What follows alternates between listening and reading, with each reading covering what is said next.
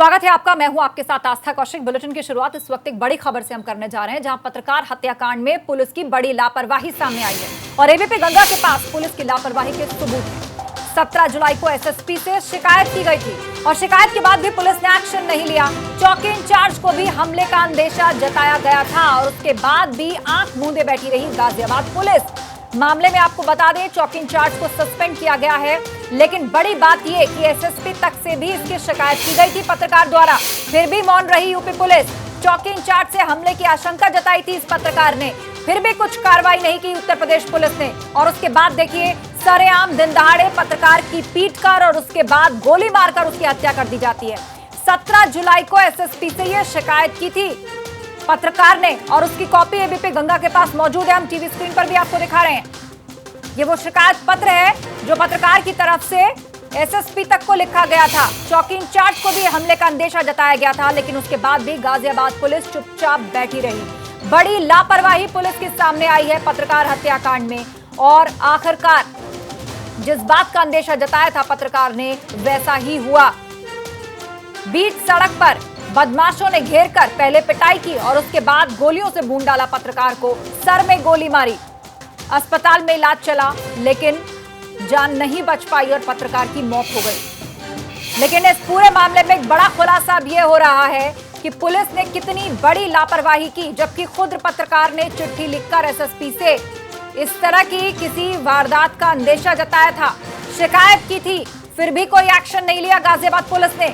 17 जुलाई वो तारीख जब एसएसपी को यह शिकायती पत्र दिया गया था और वो शिकायती पत्र इस वक्त हम आपको टीवी स्क्रीन पर दिखा रहे हैं। लेकिन पत्रकार विक्रम की मौत हो गई। जिस बात का अंदेशा चौकी इंचार्ज से लगाया था कि मुझ पर हमला हो सकता है, उसके बाद भी मौन धारण किए बैठी रही गाजियाबाद पुलिस और हुआ वही। सरेआम गोली मार दी गई पत्रकार विक्रम को, जिसके बाद उनकी मौत हो गई। सीएम योगी ने मामले पर संज्ञान लिया है। 10 लाख की आर्थिक मदद, परिवार के एक सदस्य को सरकारी नौकरी और बच्चों की पढ़ाई का खर्च यूपी सरकार अब उठाएगी। इस पूरे मामले में अभी तक चौकी इंचार्ज को निलंबित किया गया है। अब तक 9 आरोपी पकड़े जा चुके हैं इस पूरे हत्याकांड में। लेकिन बड़ा सवाल यह है कि पहले से जब शिकायत की गई थी, उसके बावजूद इतनी बड़ी लापरवाही कैसे हुई?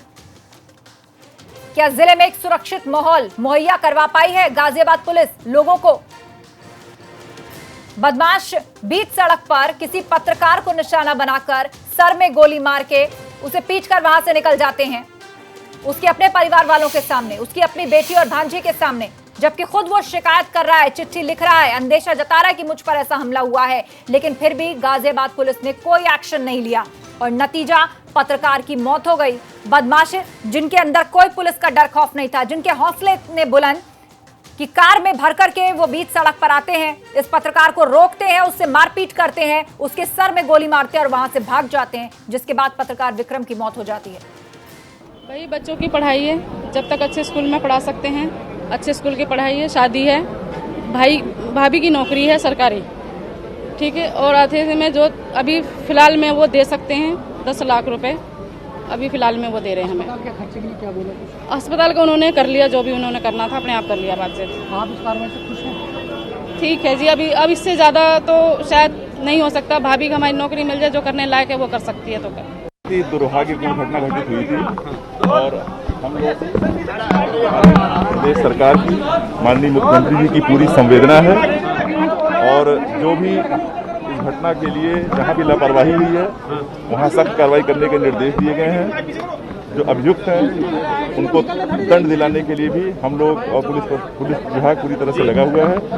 परिवार के लोगों से बातचीत हुई है, उनकी कुछ अपेक्षाएं थी शासन और प्रशासन से और इसमें उनको तत्कालिक प्रभाव से 10 लाख रुपए की आर्थिक सहायता माननीय मुख्यमंत्री जी द्वारा स्वीकृत की गई है। उनकी मांग थी कि उनकी जो पत्नी है मृतक की, उनको कहीं नौकरी की व्यवस्था कराई जाए, तो हमने उनको ये आश्वासन दिया है और हम व्यवस्था करा रहे हैं कि उनकी योग्यता के अनुसार जो भी उचित नौकरी होगी उसका प्रबंध कराया जाएगा, उनके पेपर्स वगैरह दे करके। तीसरा विषय उनका था बच्चों की पढ़ाई को लेकर के, क्योंकि वो गरीब परिवार के हैं, वो संकट में हैं। और अब सीधा रुख करते हैं, हमारे संवाददाता अविनाश तिवारी इस वक्त गाजियाबाद से लाइव हमारे साथ जुड़ रहे हैं। अविनाश, इतनी बड़ी लापरवाही, 17 तारीख को एसएसपी को शिकायती पत्र लिखा गया, जो अभी हमने टीवी स्क्रीन पर दिखाया। चौकी इंचार्ज से पत्रकार ने कहा मुझ पर हमला हो सकता है, लेकिन फिर भी मौन धारण करे बैठी रही पुलिस।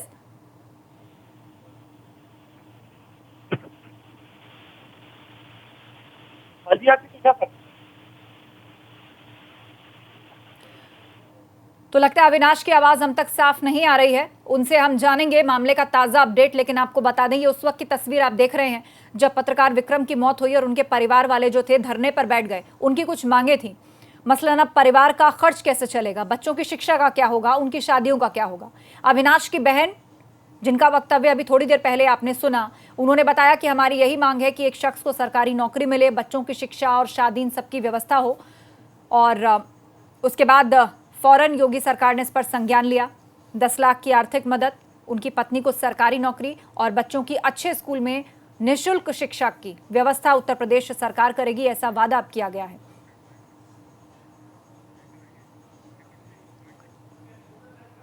तो पत्रकार हत्याकांड पर सपा की तरफ से मुआवजा, अब एक और बड़ी खबर आपको बता रहे हैं। पत्रकार के परिजनों को 2 लाख की आर्थिक मदद करेगी समाजवादी पार्टी। सरकार से 25 लाख के मुआवजे की मांग की है समाजवादी पार्टी ने।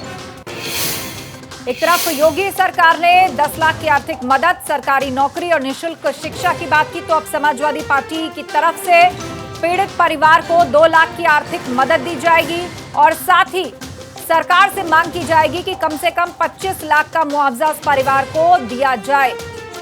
बड़ी खबर इस वक्त। तो यानी मामले पर अब राजनीति देखिए कैसे आगे बढ़ रही है। इससे पहले ट्वीट करके योगी सरकार को घेरा था कांग्रेस, समाजवादी पार्टी और बसपा ने, और अब समाजवादी पार्टी की तरफ से यह कदम उठाया गया है। उधर गाजियाबाद पत्रकार हत्याकांड पर सियासत भी गर्मा चुकी है। विपक्षी दलों ने इसको लेकर सरकार पर हमला बोला है। आपको एक एक करके दिखाते हैं कि कांग्रेस, सपा और बसपा ने कानून व्यवस्था पर किस तरह से सवाल उठाए हैं। सबसे पहले कांग्रेस नेता राहुल गांधी की बात करते हैं। उन्होंने प्रदेश में जंगल राज की बात कही है। समाजवादी पार्टी भी हत्याकांड को लेकर लगातार सरकार पर हमलावर है। सुनिए क्या कुछ कहना है नेताओं का। गाजियाबाद की घटना ने पूरे उत्तर प्रदेश को झकझोर के रख दिया है। घटना काफी दुखद है, मर्माहत करने वाला है। पत्रकार भी सुरक्षित नहीं, आम आदमी सुरक्षित नहीं, पुलिस सुरक्षित नहीं, महिलाएं सुरक्षित नहीं, उत्तर प्रदेश का कोई व्यक्ति आज सुरक्षित नहीं। उत्तर प्रदेश में जंगल राज नहीं तो और क्या है। कोई भी व्यक्ति अपने घर से बाहर निकलने से पहले आज सोचने पर विवश है कि वो शाम को घर आ पाएगा कि नहीं। जब वो पत्रकार गया और पुलिस में कंप्लेंट लिखाई तो पुलिस ने यही कहा होगा शायद कि अरे जाओ, हमारे पास बहुत काम है, अभी बहुत बिजी हूं, जब खाली हो तब आना। कोई कार्रवाई नहीं हुई और इससे जो क्रिमिनल एलिमेंट था उसकी इतनी हिम्मत बढ़ गई कि उसने उसको जाकर के गोली मार दी और आज सुबह सुबह उसकी डेथ हो गई। सरकार पूरी तरीके से फेल है। आपको याद होगा वो वादे, वो जुमले, वो बड़े बड़े वादे, जहां कहा गया था भय मुक्त सरकार, जहां कहा गया था रोमियो स्क्वाड बनाएंगे, इसीलिए बनाने वाले थे ना। कहां है आज वो रोमियो स्क्वाड? माननीय मुख्यमंत्री इसका जवाब दे, गृह मंत्री भी हैं।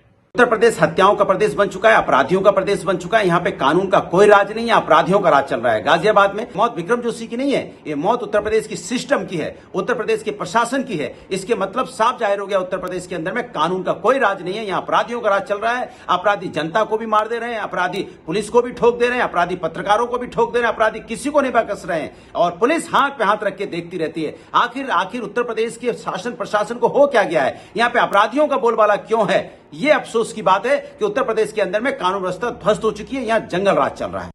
पत्रकार की हत्या ये बहुत ही जघन्य हत्या है और मैं चाहता हूं कि इसकी उच्च स्तरीय जांच हो और जो दोषी हैं उनके खिलाफ कार्रवाई हो। समाजवादी पार्टी और समाजवादी पार्टी के राष्ट्रीय अध्यक्ष माननीय अखिलेश यादव जी इस घटना को लेकर बहुत चिंतित हैं और उन्होंने कहा। वहीं हरिद्वार में अगले साल होने जा रहे महाकुंभ को लेकर देहरादून में बुलाई गई मीटिंग में शहरी विकास मंत्री मदन कौशिक का पारा चढ़ गया। मीटिंग में अधिकारियों के नदारद रहने पर मदन कौशिक ने मीटिंग के दौरान ही अधिकारियों को खरी खोटी सुना डाली। दरअसल सेक्रेटरीट में 12:30 बजे अहम बैठक बुलाई गई थी। मीटिंग के लिए कई विभाग के अधिकारियों को बुलाया गया था, लेकिन मीटिंग में केवल चुनिंदा विभाग के अधिकारी ही मौजूद रहे, जिससे मदन कौशिक का पारा चढ़ गया और उन्होंने अधिकारियों को फटकार लगा दी। इसके बाद मदन कौशिक मीटिंग छोड़कर चले गए। अगले साल हरिद्वार में महाकुंभ का आयोजन होना है। पहले कोरोना की वजह से काम बाधित रहा और अब अधिकारियों की लापरवाही और ढीलेपन की वजह से काम वक्त पर पूरा होने के आसार कम ही लग रहे हैं। आने का तो क्यों बुलाऊं मैं बैठक? मुझे जरूरी समीक्षा करनी। अधिकारियों को इतनी भी चिंता नहीं कि वो काम कर, उनको जाकर बैठ, कौन से अधिकारी में वहां जाकर बैठक बुलाई? भाई सुधांशु जी है, सारे सचिव, कहाँ सचिव ऊर्जा, कहाँ सचिव पेयजल, कहाँ सचिव सिंचाई, सारे सचिव बुलाए थे। आज आखिर वहां काम क्या हो रहा, वहां देखा नहीं क्या बुरा हाल हो रखा वहां। कौन समीक्षा करेगा जब अपने विभाग की समीक्षा नहीं करते जा? बैठक बुलाने का औचित्य क्या? क्यों एक हफ्ता पहले मैंने एजेंडा जारी कराया? आप कोई से दिन फिक्स करके दोबारा बैठक में समय लेकर कोई बैठक का औचित्य। काम कम हुआ है, काफी बंदी रही और अब अधिकारियों का लापरवाह रवैया, काफी गुस्सा हुए इस पर मदन कौशिक। हर अधिकारी को नहीं सकते आने का तो क्यों बुलाऊं मैं बैठक? मुझे जरूरी समीक्षा करनी। अधिकारियों को इतनी भी चिंता नहीं कि वो काम कर, उनको जाकर बैठ, कौन से अधिकारी में वहां जाकर बैठक बुलाई? काफी गुस्से में है मदन कौशिक। अधिकारी टाइम पर नहीं पहुंचते बैठक में, जिससे उन्होंने गुस्सा दिखाया है। आइए फिर से आपको सुनवाते हैं कैसे उन्होंने अपना गुस्सा अधिकारियों पर जताया जो टाइम पर मीटिंग के लिए भी नहीं पहुंचते। ठीक नहीं है स्थिति भाई, अब क्यों नहीं आते अधिकारी जब बैठक में हमने बैठक बुलाई? क्या मतलब अधिकारी का नाम? अगर अधिकारी को नहीं सकते आने का तो क्यों बुलाऊं मैं बैठक? मुझे जरूरी समीक्षा करनी। अधिकारियों को इतनी भी चिंता नहीं कि वो काम कर, उनको जाकर बैठ, कौन से अधिकारी में वहां जाकर बैठक बुलाई? भाई सुधांशु जी है, सारे सचिव, कहाँ सचिव ऊर्जा, कहाँ सचिव पेयजल, कहाँ सचिव सिंचाई, सारे सचिव बुलाए थे। आज आखिर वहां काम क्या हो रहा, वहां देखा नहीं क्या बुरा हाल हो रखा वहां। कौन समीक्षा करेगा जब अपने विभाग की समीक्षा नहीं करते जा? बैठक बुलाने का औचित्य क्या? क्यों एक हफ्ता पहले मैंने एजेंडा जारी कराया? आप कोई से दिन फिक्स करके दोबारा बैठक में समय लेकर कोई बैठक का औचित्य।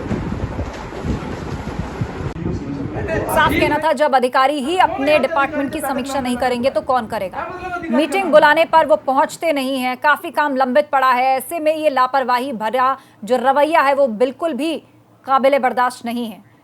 तो दूसरी मीटिंग अब आगे होगी, उसमें सब समय से पहुंचे। ऐसी फटकार लगाने के बाद वो बैठक को छोड़कर चले गए। और अब अगली खबर का रुख करने हम जा रहे हैं। अयोध्या में भूमि पूजन को लेकर अब एक नया विवाद हो गया है। शंकराचार्य स्वामी स्वरूपानंद सरस्वती ने अब सवाल उठाए हैं कि 5 अगस्त को भूमि पूजन का जो मुहूर्त है वो अशुभ है। शंकराचार्य स्वरूपानंद के बयान से अब नया विवाद पैदा हो गया है। 5 अगस्त के मुहूर्त को अयोध्या भूमि पूजन के लिए उन्होंने अशुभ बताया है। अभिजीत मुहूर्त होने के कारण शुभ मुहूर्त मानना भी सही नहीं, ये दलील दी है शंकराचार्य स्वरूपानंद सरस्वती ने। क्या तर्क उन्होंने दिया है? उन्होंने कहा है कि 5 अगस्त को दक्षिणायन भाद्रपद पक्ष मास कृष्ण पक्ष की द्वितीया तिथि है। शास्त्रों में भाद्रपद महीने में गृह मंदिरारंभ निषिद्ध बताया गया है। विष्णु धर्म शास्त्र के हवाले से बताया भाद्रपद महीने में शुभारंभ विनाश का कारण हो सकता है। तो शंकराचार्य का साफ कहना है कि केवल अभिजीत मुहूर्त होना ही काफी नहीं है, ये तिथि जो है वो अशुभ है। अयोध्या में भूमि पूजन को लेकर नया विवाद शुरू हो गया है। आपको सुनवाते हैं क्या कहना है उनका। जैसा कि हमने मीडिया में देखा, अंग्रेजी की तारीख से सनातन धर्मियों के काम नहीं होते। उस दिन भाद्रपद मास है, द्वितीया तिथि है, और भाद्रपद मास में हमारे यहाँ शास्त्रों में किसी तरह से गृहारंभ नहीं कहा गया है। लिखा हुआ है कि भाद्रपद महीने में करने से विनाश होता है, भाद्रपद महीने में करने से धन की हानि होती है, भाद्रपद महीने में करने से जन की हानि होती है, भाद्रपद करने से शून्य हो जाता है, फल कुछ नहीं होता है, व्यर्थ हो जाता है। अलग अलग शास्त्रों में अलग अलग शब्दावली है, लेकिन भाद्रपद में न करने के लिए ही कहा गया है। हमारे यहाँ विवाह होता न दूसरे कोई मांगलिक कार्य होते। तो जब छोटे छोटे जो एक परिवार को प्रभाव डालने वाले कार्य हैं, जब सनातन धर्मी उन कार्यों को इन दिनों में नहीं करता है, तो जिसका प्रभाव पूरे विश्व में, विशेष करके पूरे देश भारत में पड़ने वाला है, ऐसे कार्य को बिना किसी मुहूर्त के और निषिद्ध मास में कैसे शुरू किया जा सकता है। आगे बढ़ते हैं। विकास दुबे कांड में खाकी और खादी के कई कनेक्शन सामने आए। तो वहीं विकास दुबे के खजांची जय वाजपेयी के भी खादी और खाकी से संबंध उजागर हुए। जय वाजपेयी की 3 लग्जरी गाड़ियां काकादेव में पकड़ी गईं, जिसमें कि एक फॉर्च्यूनर गाड़ी में विधानसभा सचिवालय का पास तक लगा हुआ है। इसका पास नंबर 0828 है और ये दिसंबर 2020 तक वैलिड है। ये पास किस विधायक के नाम से जारी किया गया, इसकी जानकारी अभी तक सामने नहीं आई है। तो ये तस्वीर है जय वाजपेयी की गाड़ी जिस पर सेक्रेटरीट का पास लगा है, जिसकी वैलिडिटी इस साल दिसंबर तक है। हालांकि किस विधायक के नाम से ये पास जारी हुआ था, उसका नाम अभी तक सामने नहीं आया है। कानपुर के विक्रम कांड में विकास दुबे का खाकी और खादी से कनेक्शन को लेकर एक के बाद एक जो खुलासे हैं वो सामने आ रहे हैं। पहले खाकी से जो एक ऑडियो आया उससे पता चला कि किस तरह से जो विकास दुबे है और खाकी से उसका संबंध है। तो वहीं जो विकास दुबे का सबसे मुख्य खजांची है उसकी जो गाड़ियां पकड़ी गई थी काकादेव थाने में वो यहाँ पर खड़ी हुई हैं। और सबसे चौंकाने वाली बात यह है कि जो उसकी लग्जरी गाड़ी है जिसको जय वाजपेयी ने बताया कि वो यूज़ करता था, उसमें एक विधानसभा का पास लगा हुआ है। यानी कि ये गाड़ी जो है ये सचिवालय में बिना रोक टोक के जाती थी और इसमें विधानसभा का सचिवालय का पास लगा हुआ है। इसमें आप गाड़ी का नंबर जो है वो देख सकते हैं UP 78 EW 7070 है और साथ ही साथ जो पास नंबर है वो 0828 है और इसकी जो वैधता है वो दिसंबर 2020 तक है। यानी कि ये जो पास है वो वैलिड है और ये जो गाड़ी है इसको जय वाजपेयी यूज़ करता था। हालांकि जय वाजपेयी का कहना है कि उसके दोस्त के नाम पर ये रजिस्टर्ड है और उसको वो खुद ही यूज़ करता था।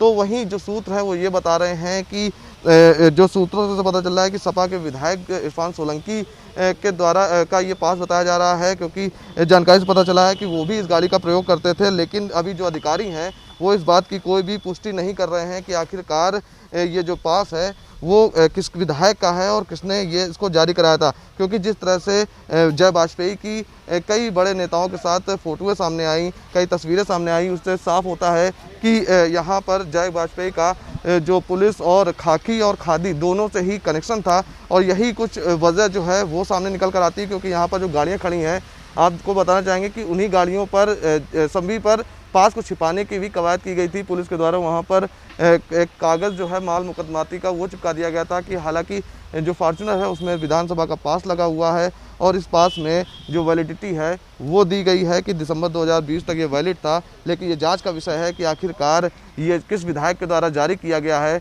कौन से विधायक का इसको संरक्षण प्राप्त था, इसकी जाँच की जा रही है। पुलिस के आला अधिकारी इस पूरे मामले पर कुछ भी बोलने से बच रहे हैं। वीडियो जर्नलिस्ट अंकित के साथ प्रभात अवस्थी, एबीपी गंगा, कानपुर। और अब अगली खबर का रुख करते हैं जो कानपुर से आ रही है। गालीबाज दरोगा की करतूत हम आपको दिखाने जा रहे हैं, जिसका वीडियो जो है वो वायरल हो रहा है। मास्क न लगाने पर दरोगा ने किस हद तक अभद्रता की है वो भी आप देखेंगे। खुद मास्क नहीं लगाए दिखे दरोगा जी, लेकिन गालियां इतनी भद्दी भद्दी की आसपास खड़े लोग शर्मसार हो जाए। एक युवक की पिटाई की, भद्दी गालियां दी। काकादेव थाने की शास्त्री नगर चौकी के बाहर की घटना है। जानते नहीं हो? नहीं सर, हम कहाँ जाए, कह रहे हैं कि हम निकल रहे हैं, हम मास्क नहीं लगाए सर। क्या इसीलिए कहता हूँ बिना मास्क का ये चला। हाँ तो बिना मास्क का क्यों काट देंगे सर? चलो चलो इसको, यहाँ इसको पकड़ो, चलो हवाला डालो, लिखा पढ़ी करो। सर गलती हो गई, क्या बताइए, हम जा रहे थे रास्ते से। हमसे बोलोगे?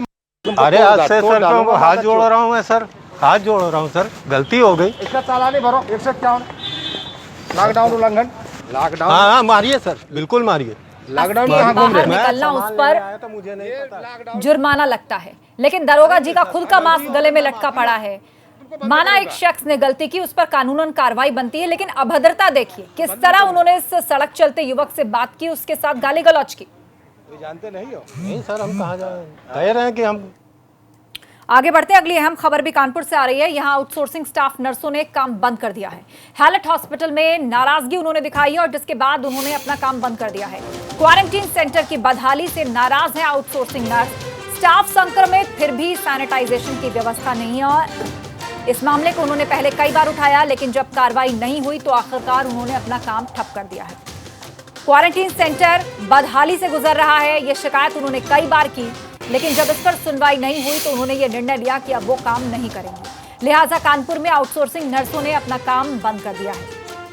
हैलेट अस्पताल में नाराजगी के बाद उन्होंने अपना काम बंद किया है। यहाँ का क्वारंटीन सेंटर जिसका बुरा हाल है, इसकी शिकायत कई बार की जा चुकी है, लेकिन फिर भी अभी तक उसको ठीक नहीं किया गया, जिसके कारण अब आउटसोर्सिंग स्टाफ की जो नर्सेज हैं उन्होंने काम करना बंद कर दिया। उन्होंने साफ कहा है कि अब हम काम नहीं करेंगे। यहाँ इस क्वारंटीन सेंटर के अंदर सैनिटाइजेशन तक की व्यवस्था नहीं है, तो ऐसे में 24 घंटे काम करने वाला मेडिकल स्टाफ किस रिस्क से गुजर रहा है उसका अंदाजा आप लगा सकते हैं।